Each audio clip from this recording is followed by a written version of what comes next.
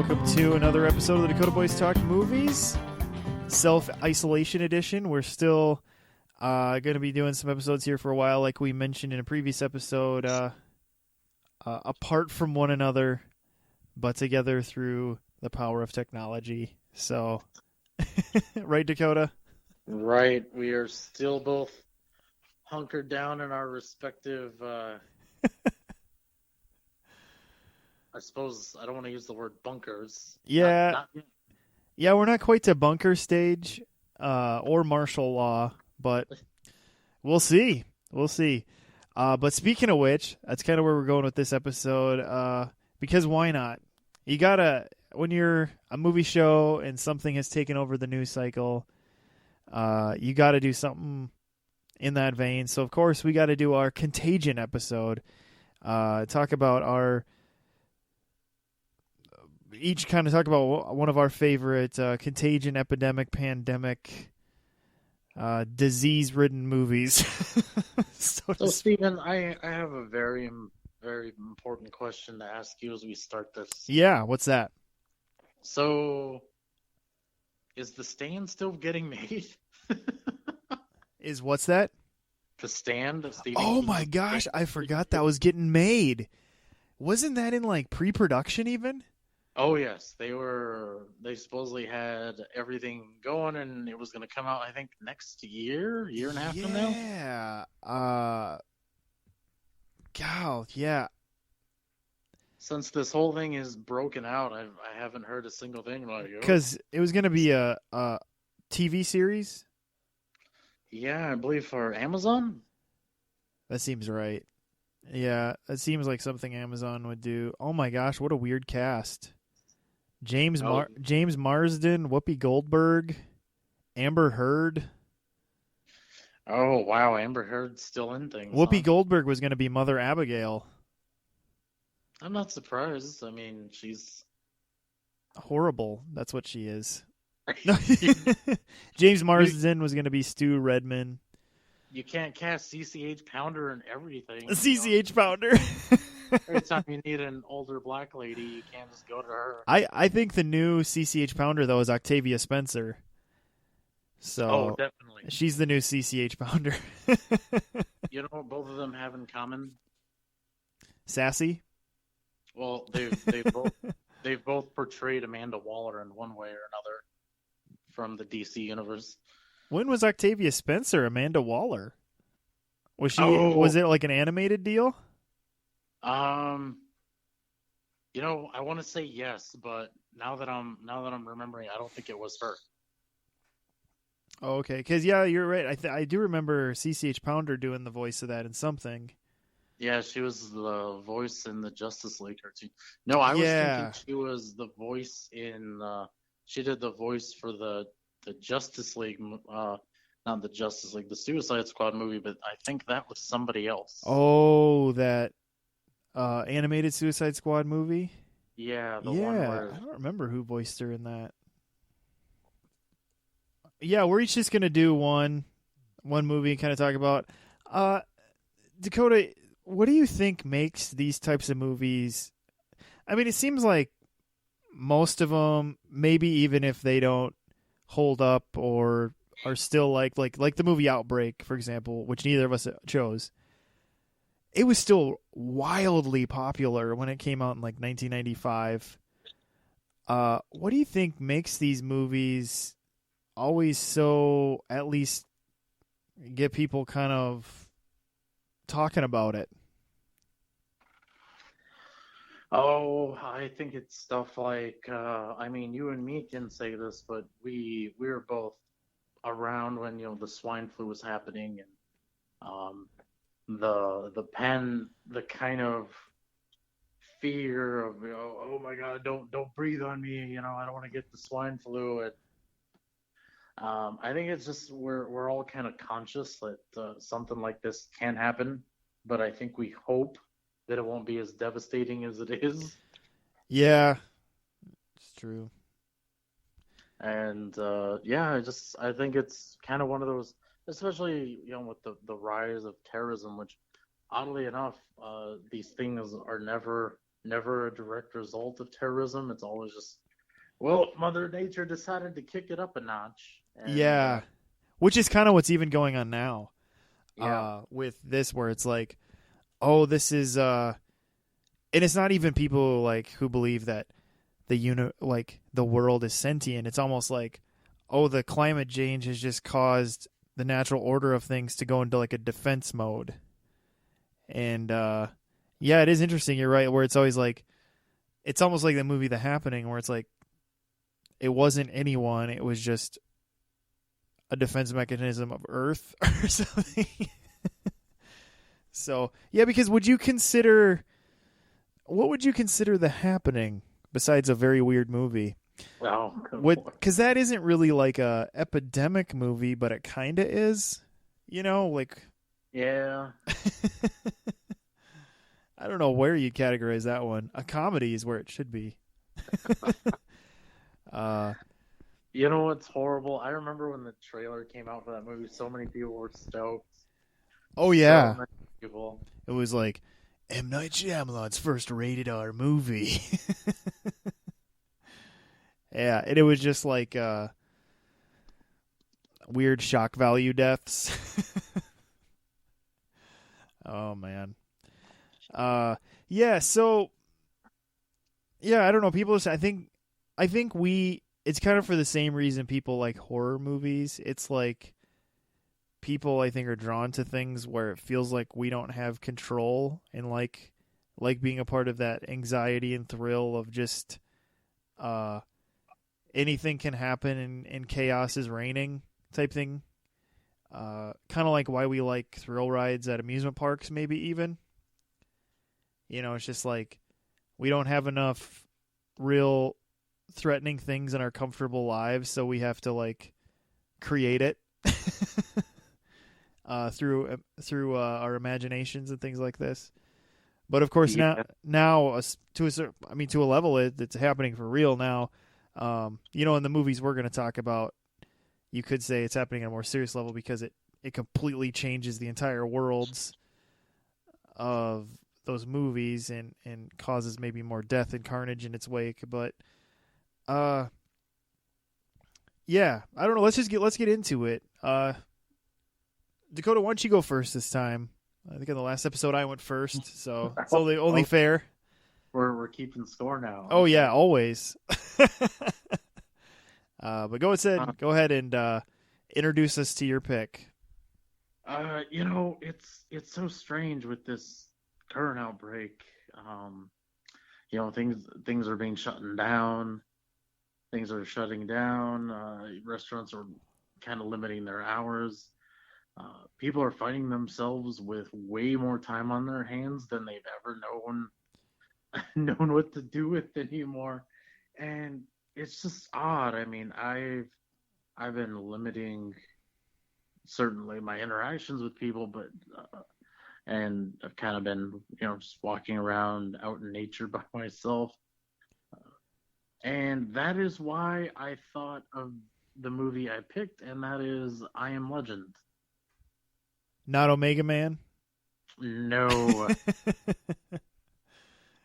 Oh I think you have to be in the right state of mind, which is probably drunk to really enjoy Omega Man. yeah, or high. I'm not sure. Something. Although I do love that quote that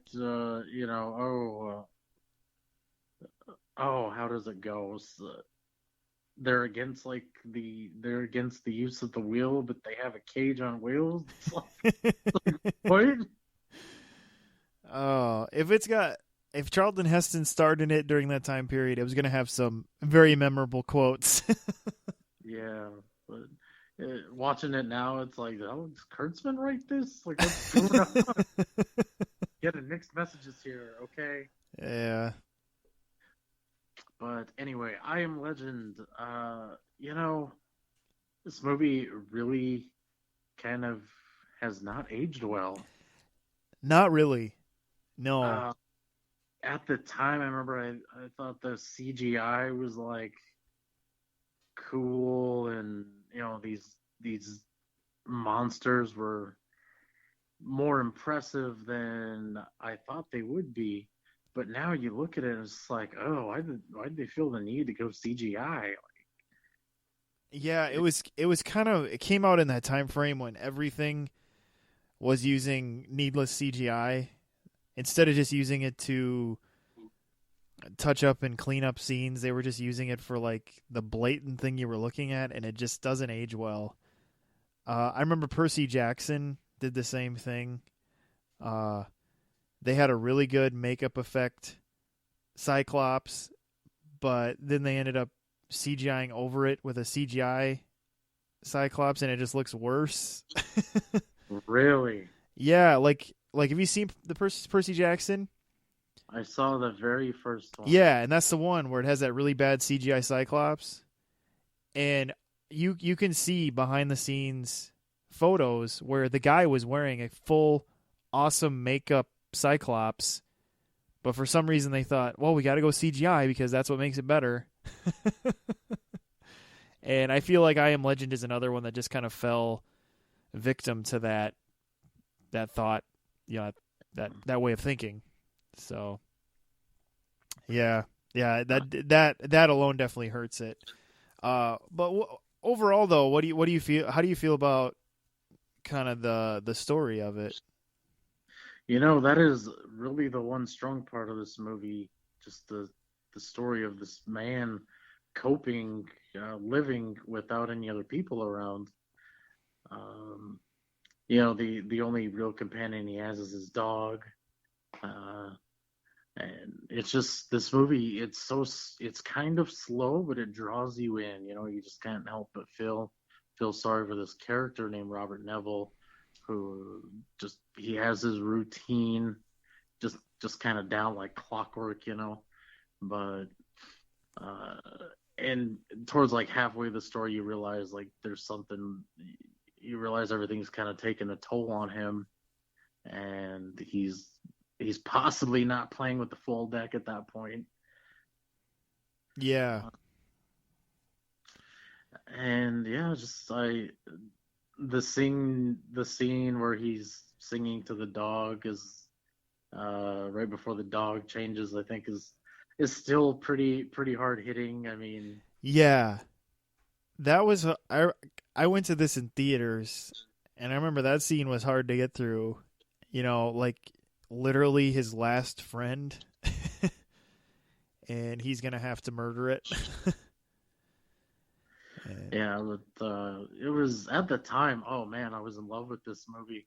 Um, I would just randomly text. I would just randomly text my girlfriend at the time, just various times of the day, and be like, "If you're if you're real, you better say something right now." oh Oh, for yeah, no other reason that I used to tell her she was too good to be true, and then yeah, it's just I'm just that's all I'm saying. But yeah, this is a very enjoyable movie, and I'm not saying that just because there's a Batman versus Superman poster oh yeah, that's hanging right. around.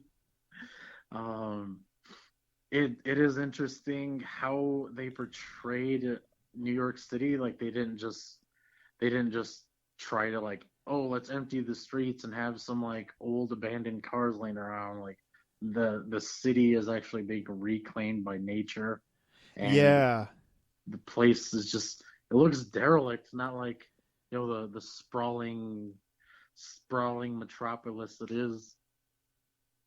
yeah. I that's what I thought was kind of one of the strong points of this movie too. Was just the way they portrayed New York City is kind of fascinating. Where it's like he's hunting for deer, like in downtown New York, Yeah, in a and Shelby, no less. He's in a Shelby Mustang. yeah, right.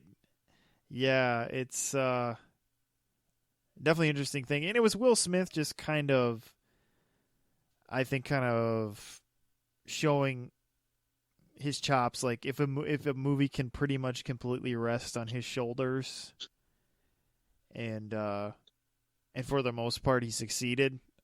I mean, it's showing that he could just completely carry a movie all on his own.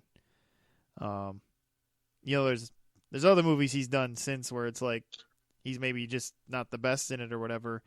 But I think when he's given the right material, he's a really strong actor. Yeah, and it's the easily probably the most interesting part about this movie is it does beg the question. We like I said, we probably tease ourselves the idea of, oh man, what would that be like if there was a pandemic? But the question of I don't think anyone ever really asks is, what if the pandemic happened, and then you were one of the few survivors? Like, where would you go then? What Yeah. would you do? Like, Yeah, and how did you feel about how this movie went very different in how it ended compared to the original story? are you talking about the ending, just the in particular, or Yeah, because the ending of this movie is way different than how oh, the original Matheson story ends.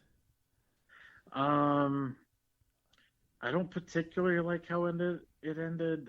There is like an alternate ending where you find out he gives the I don't know if you want to call it girl back to the guy, the female back to the alpha. I don't know whatever they're called. Yeah. Uh, I much prefer that ending because it does go into the fact that there's that little scene that lasts just a few seconds where the leader of this group of mutants just kind of looks at the wall and like looks at all Dr. Neville's victims, and like there's that brief moment where he's taken aback. He looks at him differently, like, "Whoa, it's you! Like you're the guy we." It's all in that one look, or it's like, yeah, you're the guy we sit around at night and hope to God doesn't show up. You know? Yeah. Yeah. That alpha is played by what's his name, Dash Mihawk, or however you say his name. Oh yes. And that's where I think it's too bad that he's lost in CGI, because I think, it's too bad they couldn't figure out a different way to do that, where that guy could have maybe done more of his own acting within that. But yeah, I guess I always found the book story really fascinating, because how it ends is like Neville almost coming to the conclusion that he's the obsolete species, and that there's this entire society of the new species that is creating their own civilization, and that he's become like really the minority bad guy in a sense. Yeah. And I just kind of found that fascinating. So I was like, well, what's this movie gonna do? And yeah, and in the theatrical version, it's kind of like they make Will Smith's Robert Neville, always the good guy, taking the cure, getting the cure to that walled city and things like that. It just felt so different. But they kind of tried to give it more of a hero's ending, I guess, so to speak. And that might have been the studio just being like, we need to have a hero's ending. Yeah. So, because you're right, the alternate ending that they had on at the time, DVD, before Blu-rays became more of a thing, is kind of at least more of an interesting way to go, and kind of gave it a little bit more of a meaty moment, like you were saying.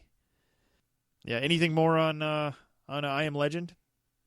Well, overall, like I said, it hasn't aged very well, but it's still a pretty good film.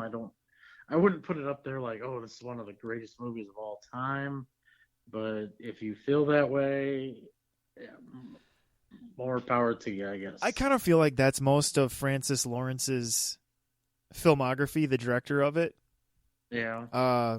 Constantine, the Hunger Games sequels, where it's like they're all fine, but they're not great. He's a very capable filmmaker. But I don't know if he's really made anything that's just like, mwah, like made his great masterpiece. Maybe he's still got it in him. I don't know. I'm trying to think. Has he done something more recent than the last Hunger Games? Seems Uh, like he has. Didn't he do? Oh, he did the fake Black Widow movie. are Uh, you talking about Red Red Red Sparrow? Sparrow or whatever it was called. Was it Red Sparrow? Yes, it was. Yeah, he did that. He did. So he again another movie where people like, yeah, it was fine, but and that was kind of the best you heard about that movie too. So yeah, I guess it really does depend on how much you like Jennifer Lawrence, I guess. yeah, I guess it really hinges on her too, huh? So yeah.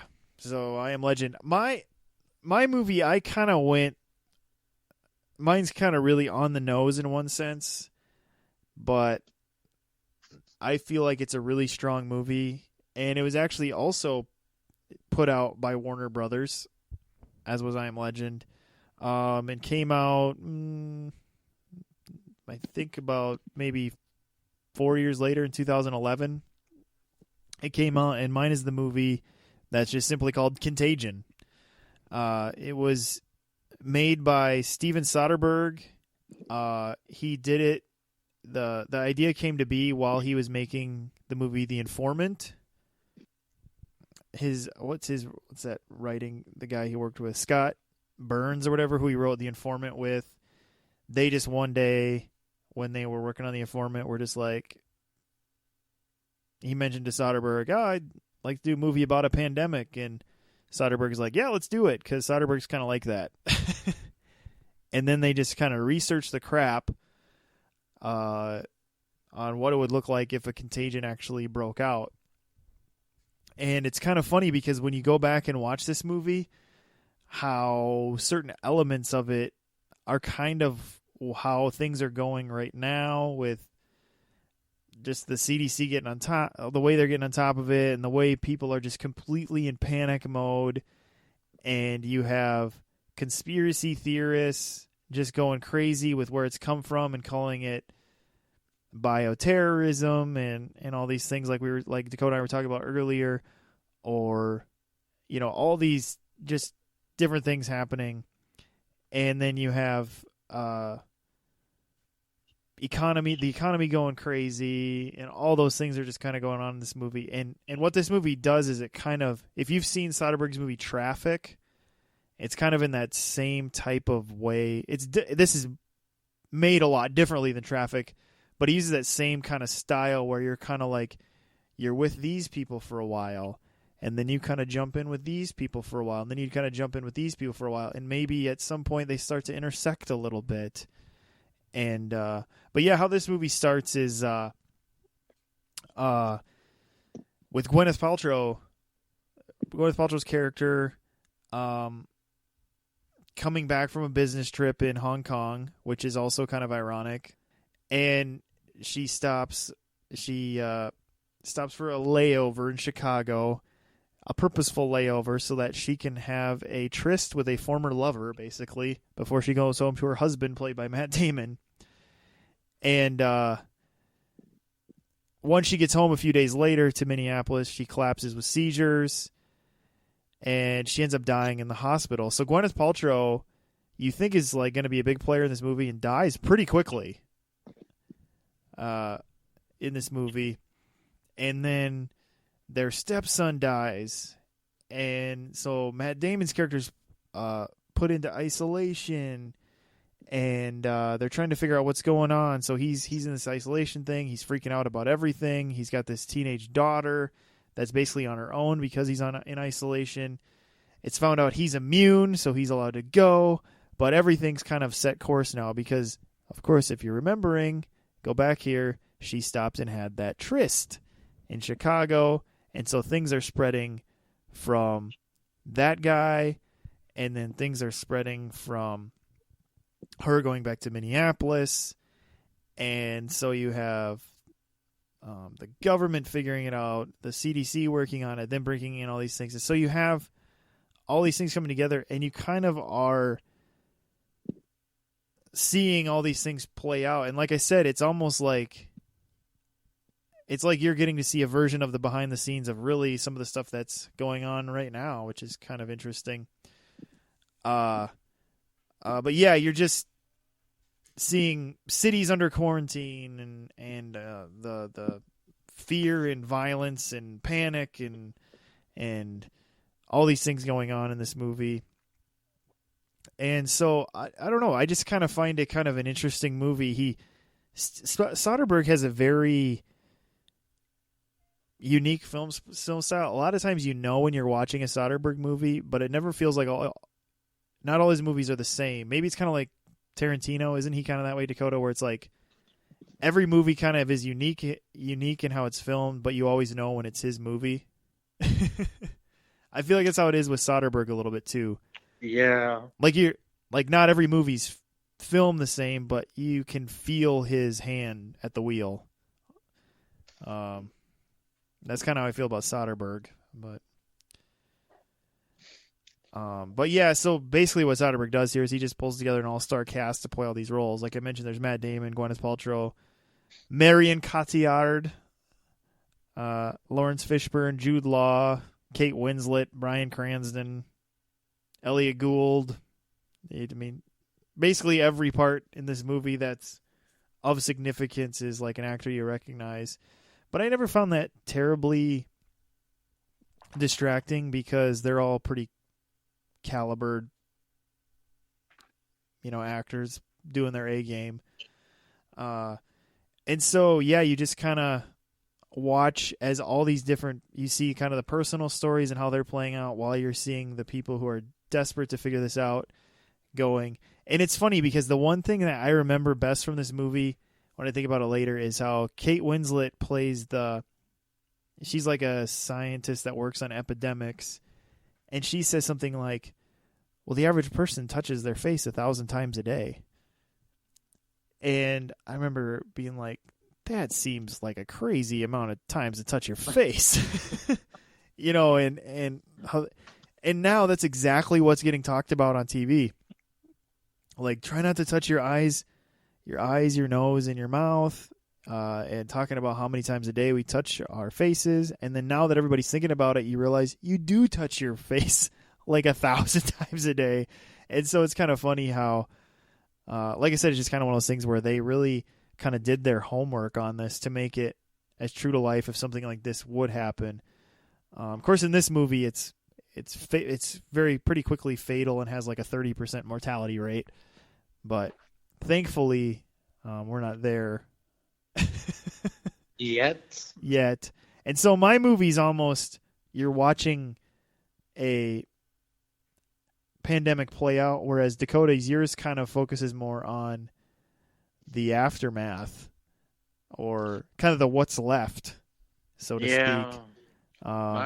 Mine jumps into the sci-fi genre a little harder than.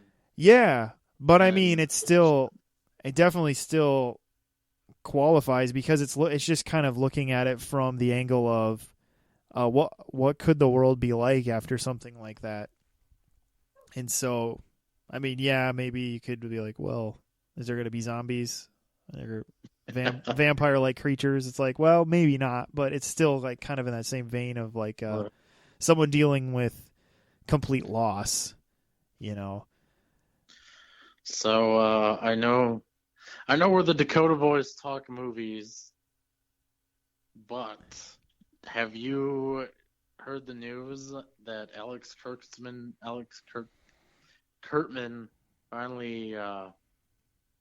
finally revealed what the cause of the zombie virus was in The Walking Dead? You mean Robert Kirkman? Or Robert, what? The guy who created the comics? Yeah. Oh, really? No. Well, I knew he finished the comics. Does he give the answer in the comics? No, it's one of those, it's a J.K. Rowling type situation where he's retroactively kind of just throwing it out there, but he said aliens. Like that was the reason that this zombie thing happened. Why would it be? Why would they? What? You are probably going to have all of the same questions I had, but I mean, he just said aliens and then that was it? Or yeah, like that's how we left it. I mean, okay. Well, so cuz do which the comics use the same cuz like in the show, the big twist you find out in the second season that's whispered to him at the end of the last episode of the first season is that everybody's infected yeah, and that you just don't become a zombie till death. Obviously, but that everybody will. So is that how it is in the comics too, where everyone's already infected? yeah, that's basically how it is too. So is it like aliens just messing with us? Like they just gave everyone some virus then, or? Oh, I'm not really sure what the whole story is behind it, but yeah, just basically aliens. It's probably one of those situations where he's stealing from like old sci-fi. I know not The Walking Dead. Oh my gosh, I know Night of the Living Dead. Kind of hinted at, it was radiation from a probe that came back from outer space Oh, okay. that it turned everyone into a zombie, but it was him kind of, I think. And then wasn't that the basis for that really, really bad horror movie called Plan 9 from Outer Space? That they were gonna use the zombie virus to take care of humanity so they could come down and start living it up on Earth. I don't know. That could be. I'm going to be honest. I've never watched Plan 9. Oh, I just kind of know of it and have seen bits and pieces, but I've never seen like the full glory of it. So I think Mystery Science Theater 3000 did one on that. I should just watch that. See the fun version of it, the really fun version. So, but I don't know. I just thought I'd put that out there. I mean, yeah, that's interesting. So, do you suppose the Ancient Aliens guy is going to do an episode about how this coronavirus was aliens? oh, I'm sure they'll try to connect the two somewhere or another. Yeah. I'll just do what he does at the end of every episode because they can never really say yes or no on that show because they can never prove it enough to say yes, but they don't want to say no. And so he's always like, is it possible that... He always just ends with that question, is it possible that blah, blah, blah, blah, blah? And it's like, oh boy, here we go. I kind of came up with a theory on my own as to what this whole coronavirus, like where it got started, and I did it kind of as a joke, because we're hearing these like, oh, it might have been the Chinese government that created this thing in the lab and released it on the citizens of Hong Kong, because there were all these riots, people protesting, making demonstrations against the government, but the virus supposedly that's where it came from was China. And I was kind of joking around with a friend, and I was like, well, there was that tomb of the emperor with his terracotta warriors, where he said if someone opened his tomb, the world was going to pay, and maybe it's an old virus he had. Yeah, there you go. Yeah. It's one of those mummy curses, right? Well, my whole thing was maybe it was a virus he had. He sealed himself off to like spare the world because it was killing everybody. Oh, and it stayed alive. Sure. Yeah. And interesting. And then we just laughed because I had completely forgotten that the third Mummy movie that's where the mummy came from, was that dragon emperor. Oh yeah, because that was a Chinese emperor mummy. Yeah. Oh my gosh, Dakota, you nailed it. Yeah. Well, who knows? It probably wasn't from a mummy, but I know, but it's in times like these, you got to keep a sense of humor about things. Well, that's why I just say that this was caused by the Clintons because they've been causing everything lately, right? Yeah. Well, we're trying to wipe out everybody, so oh my goodness. Well, this is the only way they could probably come up with to kill everyone related to Jeffrey Epstein. I mean, jeez. Yeah. Oh man. But yeah, so both these movies I would say are worth checking out. I mean, why not, right? You're stuck at home more often. Might as well instead of escaping reality, watch a movie that's kind of like the reality you're living in. So because that's fun. you know, from what I remember, both these movies are on Netflix for the longest time. Are they still on there? I don't think Contagion is on Netflix. I don't know about I Am Legend because you're right. They both were on Netflix for the longest time. You know, these have been around long enough now where they might be one of those voodoo free with ads movies. So you never know. I mean, I watched a movie that was only 2 years old on free with ads voodoo a couple weeks ago. So you can always check in those places too. And then you can watch it for free with ads. So yeah, but I think they're both worth checking out. Because even though Contagion is kind of more the true to life thing, he does it in a way where it's still just kind of a fun thriller to watch. And it's funny because it's really done in the way where it's like, you know, I think kind of even the tagline of the movie was something is like nothing is more contagious than fear. And how true it is. I think we're seeing that happen right now with the virus that is happening. But and then Dakota's is just a really fascinating look at a man working through his isolation and desperate for finding a life to have again.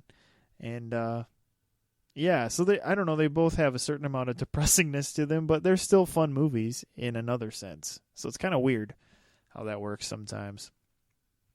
So, but yeah, I think with that we'll just wrap up this virus-ridden episode of Dakota Boys Talk Movies. And hopefully it doesn't get a computer virus and we can get this to you for you to listen to. But yeah, so hopefully you are subscribed to us in one of the places you can, whether it's your podcast app or iTunes or YouTube or whatever. And just thank you, as always, for listening. It's always fun to see that there's people caring and listening. But yeah, so with that, we'll wrap up this episode. This is Steven. This is Dakota. Stay safe, people.